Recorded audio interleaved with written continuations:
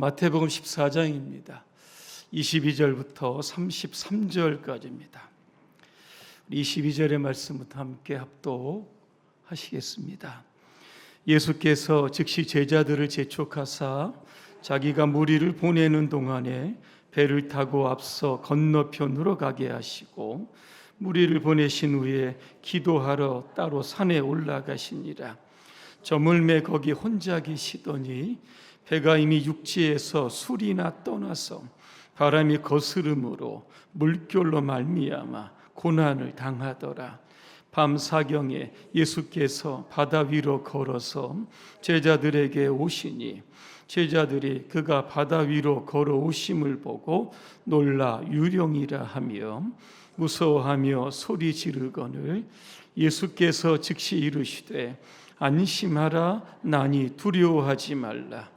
베드로가 대답하여 이르되 주여 만일 주님이시거든 나를 명하사 물 위로 오라 하소서 하니 오라 하시니 베드로가 배에서 내려 물 위로 걸어서 예수께로 가되 바람을 보고 무서워 빠져가는지라 소리질러 이르되 주여 나를 구원하소서 하니 예수께서 즉시 손을 내밀어 그를 붙잡으시며 이르시되 믿음이 작은 자여 왜 의심하였느냐 하시고 배에 함께 오르매 바람이 그치는지라.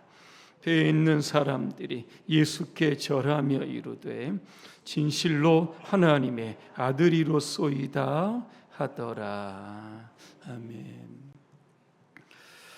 오늘 폭풍 속 평안을 주시는 예수님이라고 하는 주제로 말씀드리겠습니다. 할렐루야, 아멘. 옆분과 인사하겠습니다. 인생의 풍랑 속에서 예수님을 바라봅시다. 인사가 길어도 이제는 잘하십니다, 그죠? 지난 8월 13일 그죠? 집중호우가 여러분 내렸습니다. 경기 북부경찰서에 도로, 차량, 가옥, 상가 침수됐다, 신호등 고장났다, 207건의 그러한 신고 접수가 있다고 했습니다.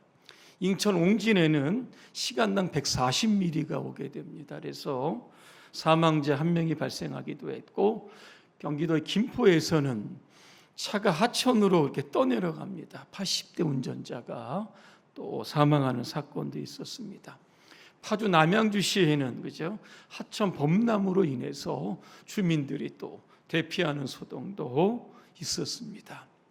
집중호우로 인해서 대중교통에도 많은 차질이 있었습니다. 예보되어 있었지만 갑작스러운 폭우로 인해서 많은 분들이 어려움을 겪고 있습니다.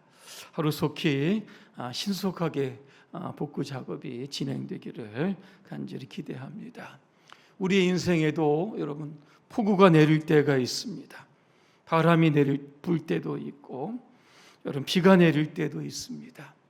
기분 좋은 바람도 있지만 그 바람이 폭풍, 거친 바람으로 변할 때도 있습니다. 바람의 방향을 예측할 수 없습니다.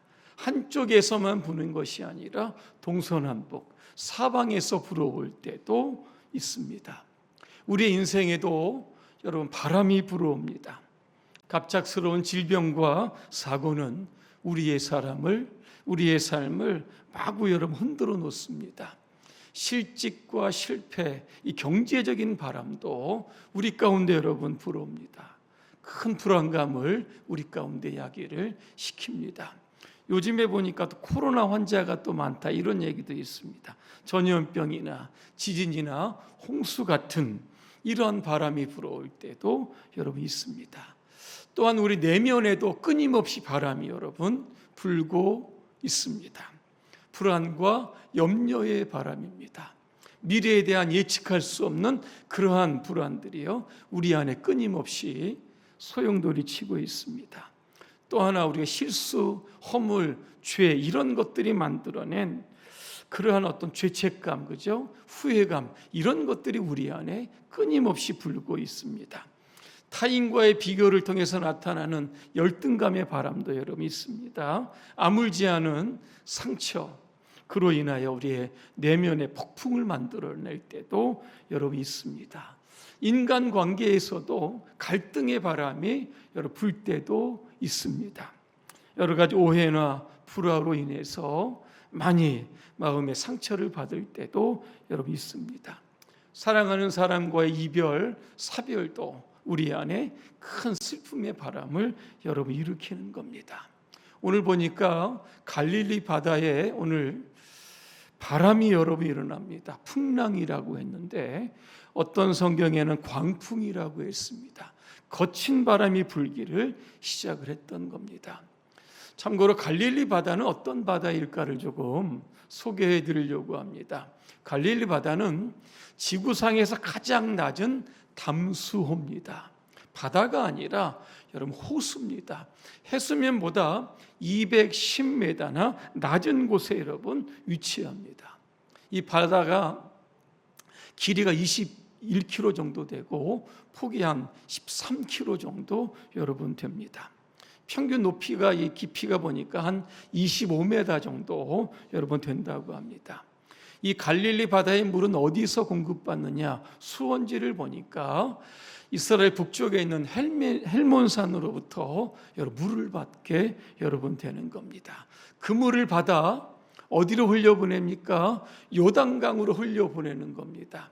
요단강 끝이 어디죠? 사해입니다. 그러니까는 헬몬산에서 내려오는 그러한 물이 갈릴리 바다를 통해서 요단강으로 흘러가고 또 사해 바다로 여러분 흘러가게 됩니다. 성경에 보니까 갈릴리 바다, 갈릴리 호수 이런 다양한 이름들이 있습니다. 첫째 갈릴리 바다죠. 왜? 갈릴리에 있으니까 여러분 갈릴리 바다입니다. 또 하나 게네사렛 호수라고 하는 명칭도 있습니다. 갈릴리 주변에 이 게네사렛이라고 하는 비옥한 평야가 있습니다. 여기에서 이름을 따라서 게네사렛 호수 이렇게도 부릅니다. 또 하나 긴네렛 호수 아마 여러분 들어보셨을 겁니다. 이 갈릴리 지형이 마치 하프처럼 생겼다 그래서 히브리어로 킨노르라고 합니다. 그래서 이걸 가리켜 긴네렛 호수 이렇게 부르기도 여러분 하는 겁니다. 예수님의 공생의 3년 동안 주 무대가 바로 여러분 갈릴리입니다. 사역을 하시려고 하면 제자들을 뽑아야 되는데 가장 먼저 베드로, 안드레, 야고보, 요한 여러분 어부들입니다. 어부들을 이제 시작으로 해서 사역을 시작했던 곳이 바로 여러분 갈릴리입니다. 갈릴리 바다는 단순히 여러분 호수가 아닙니다. 예수님의 삶과 사역이 묻어 있는 곳이고 제자들의 구령의 열정으로 열심히 전도했던 장소가 바로 이 갈릴리라고 하는 겁니다. 자, 이 갈릴리 바다의 특징이 있습니다. 뭐냐면 이 풍랑이 자주 일어나는 겁니다. 왜 그런가 봤더니 지형적인 영향 때문입니다. 해수면보다 200m가 여러분 낮습니다. 이곳은 분지입니다. 주변에 높은 산들과 언덕으로 둘러싸여 여러분 있습니다. 제가 북쪽에 헬몬산 이야기를 했습니다. 2800m입니다. 만년설이죠. 차가운 물이 그죠. 이제 갈릴리 바다로 내려옵니다. 밤중에는 차가운 기운이 내려오죠. 지중해 쪽에서는 차가운 바람이 또 갈릴리로 유입됩니다. 그러다 보니까 갈릴리에 있던 따뜻한 공기죠. 이게 찬바람과 만나면서 바다에 큰 풍랑을 일으키게 여러분 된다라고 하는 겁니다. 그래서 갈릴리 바다는 우리의 인생과를 늘 비유합니다. 언제 어떻게 어디서 예측할 수 없는 거대한 풍랑과 바람이 일어나기 때문에 그렇습니다. 오늘 24절에 보니까 예수님의 제자들이 지금 배를 타고 갈릴리 바다를 건넙니다. 출발지가 여러분 어디입니까? 오병이어의 기적이 있었던 베세다라고 하는 겁니다. 지도를 이렇게 들여다보시면 여러분 이스라엘의 동쪽 위쪽에 여러 위치해 있습니다. 여기에서 배를 타고 어디로 갑니까? 이제 서쪽으로 여러분 가는 겁니다. 가버나움 쪽으로 가는데 문제가 생기죠. 풍랑, 거친 폭풍이 일기를 시작을 하는 겁니다. 그때가 언제냐? 시간이 오늘 나오는데 25절에 보니까 밤 사경이었다 그랬습니다. 이 로마 사람들은 저녁 시간대를 4개의 등분으로 나눕니다. 1경이 오후 6시부터 9시, 2경이 오후 9시부터 여러분 자정까지입니다. 3경이 자정부터 오후 3시까지고 새벽 3시까지입니다. 4경이 오후 새벽 3시부터 새벽 여름 6시까지입니다. 이 밤 사경은 지독한 어두움이 있는 여러 그러한 때입니다. 그리고 제자들 살기 위해서 사투했던 그러한 여러분 시간입니다. 희망이 사라진 절체절명의 위기의 여러분 시간입니다. 절체절명이 뭡니까? 몸과 마음과 목숨이 끊어질 듯 위태로운 그런 순간을 여러분 가리키는 겁니다. 예수님의 제자들, 베테랑 어부들 여러분 많습니다. 그죠? 베드로, 안드레, 야고보, 요한, 이 풍랑과 싸우고 물결과 싸우지만 좀처럼 이겨낼 수 여러분 없는 겁니다. 배는 목적지를 향해서 가야 되는데 지금 머물러 있습니다. 오히려 풍랑으로 인해서 지금 후진하고 있는 겁니다. 왜? 24절에 보니까 바람이 거스름으로 역풍이 불기를 시작을 했던 겁니다. 가버나움 쪽으로 바람이 불어주면 쉽게 갈 텐데, 그죠? 반대로 역풍이 불어오니까 아무리 노력을 해도 이 배가 나가지 않는 이런 상황이었다라고 하는 겁니다. 자, 그러면 제자들이 배를 탄 시간은 언제일까라는 겁니다. 오늘 23절에 보니까 저물었다, 그죠? 해가 저물녘에 배를 탄 겁니다. 오후 6시 정도 배를 탔을 겁니다. 배가 술이나 떨어졌다. 육지로부터 떨어졌으니까 한 몇 시간 동안 아마 왔을지도 여러분 모릅니다. 아마 저녁 9시부터 이 폭풍은 시작됐을지도 여러분 모릅니다. 그러니까 제자들은 최소한 6시간 이상 동안 이 풍랑과 지금 싸우고 있었다라고 하는 겁니다. 이제는 기진맥진했던 그런 시간이 다가옵니다. 그때 오늘 26절에 보니까 예수님께서 바다 위로 걸어 오셨다. 그 예수님을 맞는 제자들의 반응이 나오집니다. 유령이다 그랬습니다. 그리고 비명을 질렀다 그렇게 이야기합니다. 왜 제자들이 예수님을 유령으로 알았을까? 몇 가지 이유가 있습니다. 시각적인 착각이 있었고 비상식적인 상황이죠. 캄캄한 지금 여러분 새벽입니다. 누군가 바다 위를 걸어옵니다. 그죠? 사람은 아닐 거다. 유령일 것이다. 그렇게 본능적으로 생각을 하면서 유령이다 그렇게 여러분 소리를 질렀던 겁니다. 또 하나 이 고대의 이 중동 문화에 보면 물과 관련된 귀신들의 이야기가 여러분 많은 겁니다. 지금 갈릴리 바다에 풍랑이 있는 것은 아마 귀신의 소행으로 이렇게 여러분 알았던 겁니다. 그래서 제자들은 예수님을 보고 유령, 귀신이다, 그죠? 그렇게 소리를 쳤던 겁니다. 또 하나 제자들은 예수님이 누구신 줄 모릅니다, 그죠? 그렇게 오랫동안 주님을 따라다녔음에도 불구하고 예수님을 선생님, 랍비 수준으로 여러분 알았던 겁니다. 그러니까 좋은 말씀 전해주신 분이구나. 하나님의 아들이라고는 전혀 생각하지 여러분 못했던 겁니다. 예수님 우리를 거르실 수 있을까? 그들의 생각에는 여러분 불가능했던 겁니다. 그래서 예수님을 보고도 유령이다 그렇게 여러분 소리쳤던 겁니다. 여러분 제자들이요 배를 타기 전에 베세다에서 여러분 어떤 일이 있었습니까? 오병이어의 기적의 사건이 여러분 있었습니다. 오병 뭡니까? 보리떡 5개, 물고기 2마리를 가지고 여러분 5,000명 먹습니다. 그리고 12바구니가 남았다 그랬습니다. 자, 이를 주도한 사람이 누굽니까? 배에 탔던 제자들입니다. 떡을 나누어 줬던 사람들이 바로 물고기를 나누어 줬던 사람들이 바로 여러분 제자들입니다. 자, 그런데 지금 그 기적을 경험한 지 이제 한 9시간 정도밖에 지나지 않았을 겁니다.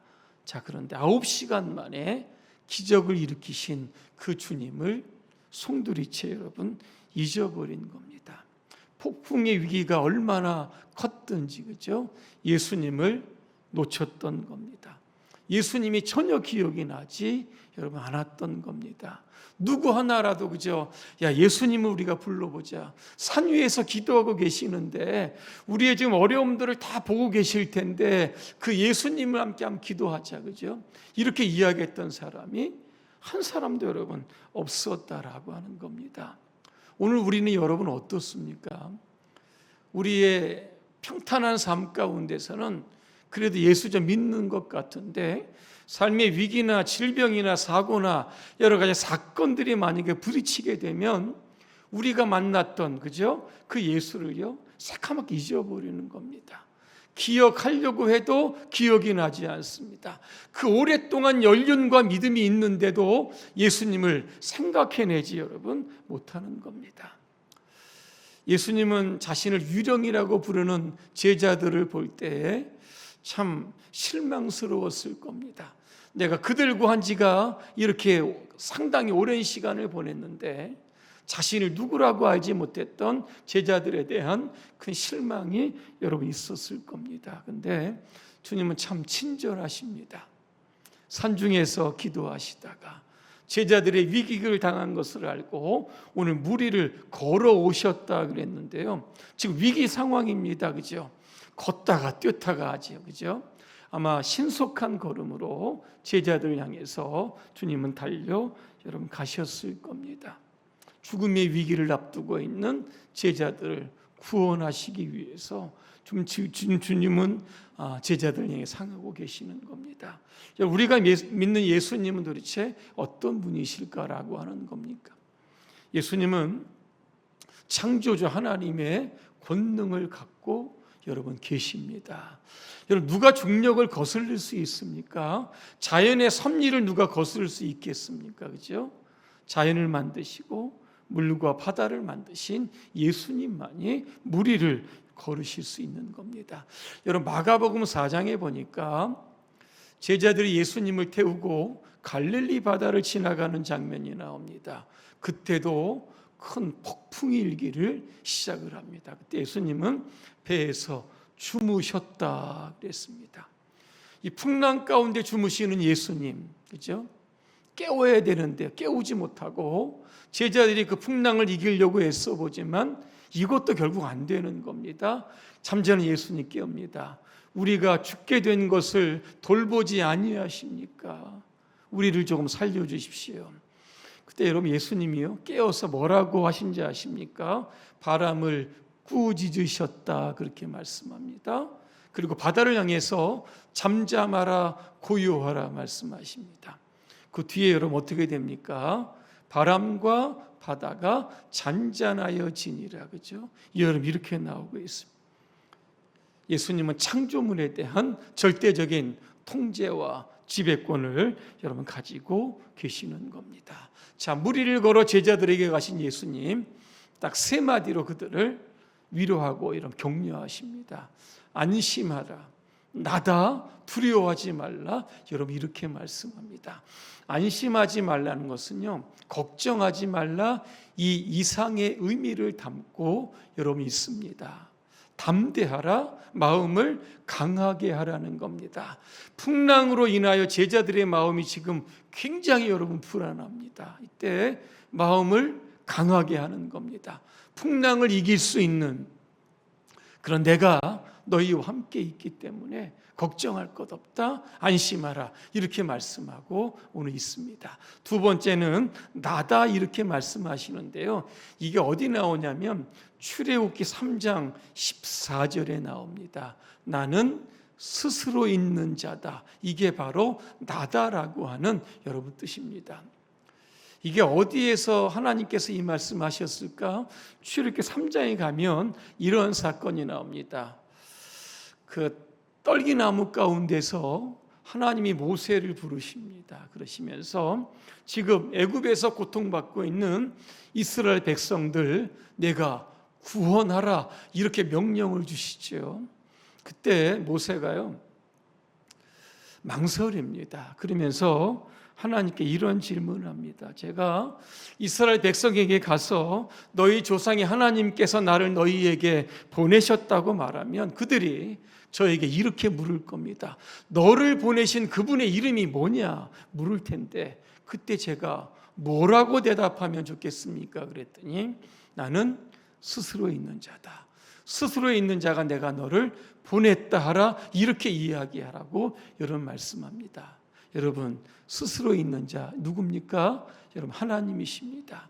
그분이 지금 430년의 애굽에서 고통받고 있는 이스라엘 백성들을 출애굽하시는 구원자가 되신다. 이게 바로 나다라고 하는 뜻입니다. 또 하나 나는 스스로 있다라고 하는 것을 불가능을 가능으로 바꾼다는 겁니다. 여러분 이스라엘 백성들 애굽에서 벗어나는 거 이거 절대 여러분 불가능합니다. 당시 애굽왕은 바로입니다. 성경에 보니까 강팍하다, 완고하다는 말이 굉장히 많이 나옵니다. 그리고 당시 애굽은 강대국입니다. 군대가 최정예 부대죠. 여기에서 여러분 어떻게 탈출할 수 있겠는가라고 하는 겁니다. 하나님 말씀하시죠. 인간적 계산으로 아무리 불가능해 보여도 내가 이제 출애굽 시행하겠다 그러면서 애굽 땅에 10가지의 재앙을 내리시죠. 그러면서 애굽 왕 바로가 손을 들고 항복을 합니다. 그러면서 출애굽을 허락하게 여러분 되는 겁니다. 오늘 나다라고 하는 게 뭘까? 오늘 풍랑 속에서 그죠? 너희들을 구원할 자가 누군가? 바로 나 예수 그리스도라고 하는 것을 분명히 지금 말씀하고 있습니다. 세 번째 뭐죠?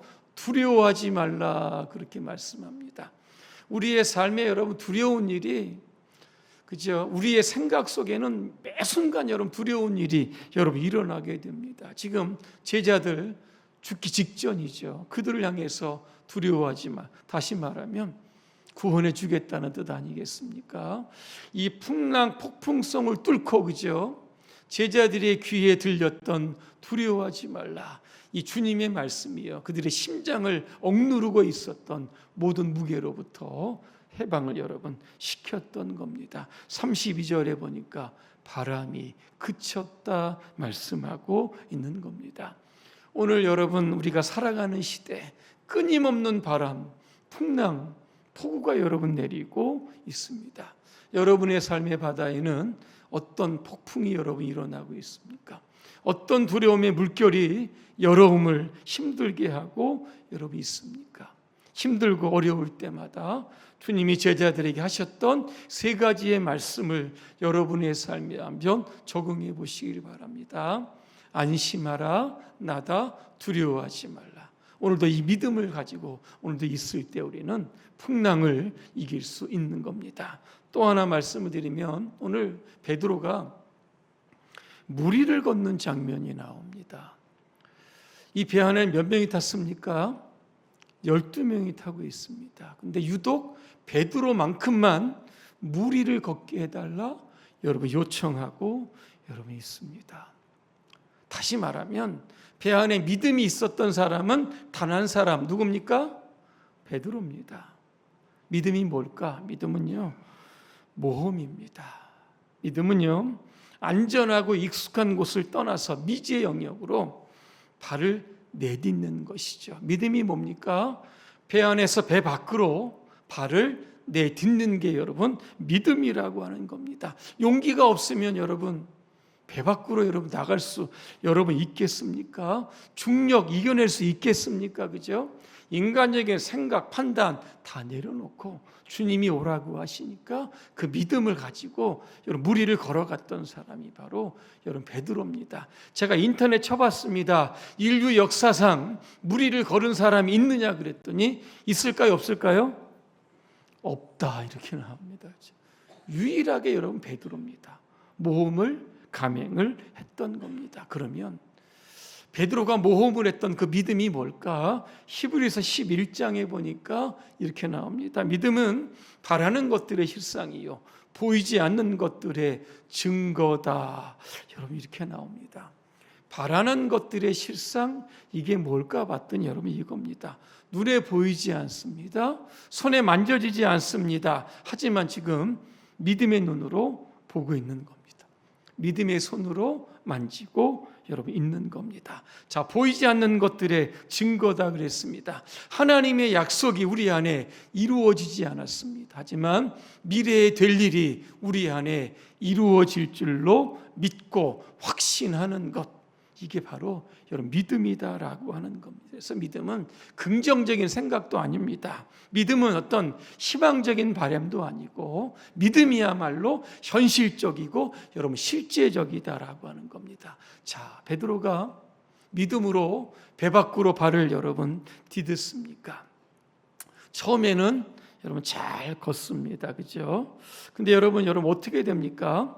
베드로가 물에 빠지는 장면이 여러분 나옵니다. 왜 베드로가 물에 빠졌을까? 여러분 베드로의 시선을 한번 주목하시길 바랍니다. 물 위를 걷기 시작할 때는 예수님을 보고 갑니다. 그런데 잠시 가다가 뭐를 봅니까? 바람과 물결을 봅니다. 두려움이죠. 결국 그 발이 물에 빠져가기를 시작했다라는 겁니다. 그죠? 그때 소리치죠. 주님 나를 구원해 주십시오. 손을 내밀어서 오늘 베드로를 살려 여러분 주시면서 딱 한마디 하십니다. 믿음이 작은 자여 왜 의심하였느냐. 믿음은 동전의 양면과 같습니다.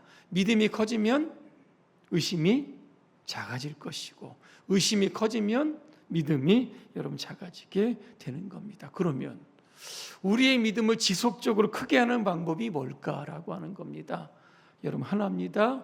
예수님을 계속해서 바라보는 겁니다. 히브리서 12장 2절입니다. 믿음의 주여 더 온전하게 한 이신 예수를 바라보자. 그렇게 말씀하고 있습니다.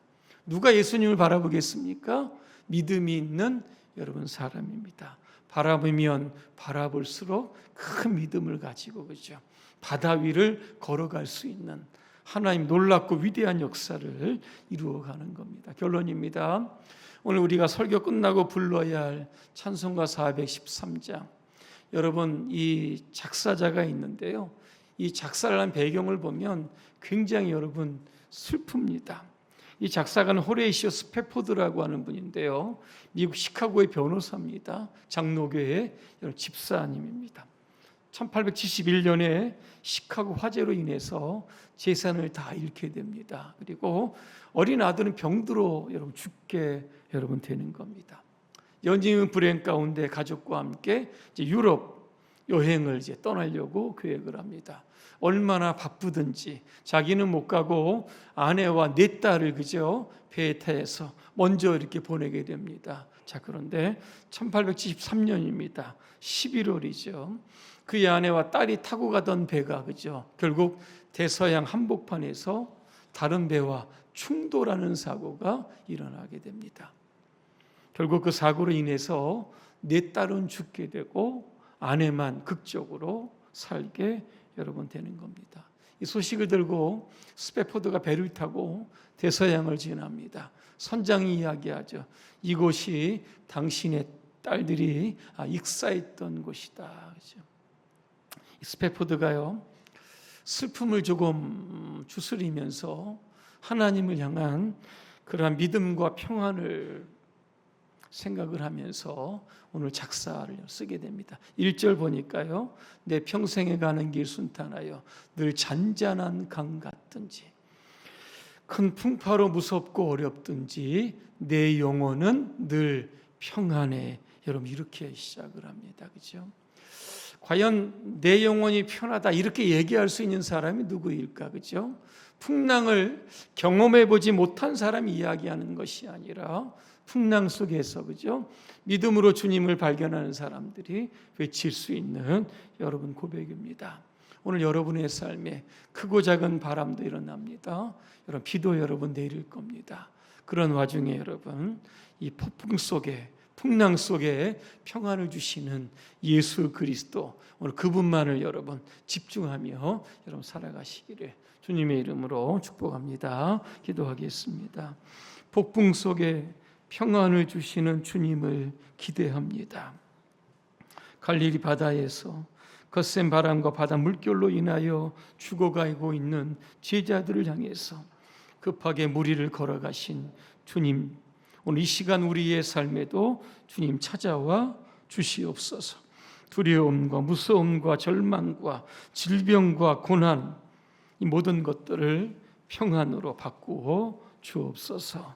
예수님의 이름으로 기도합니다. 아멘.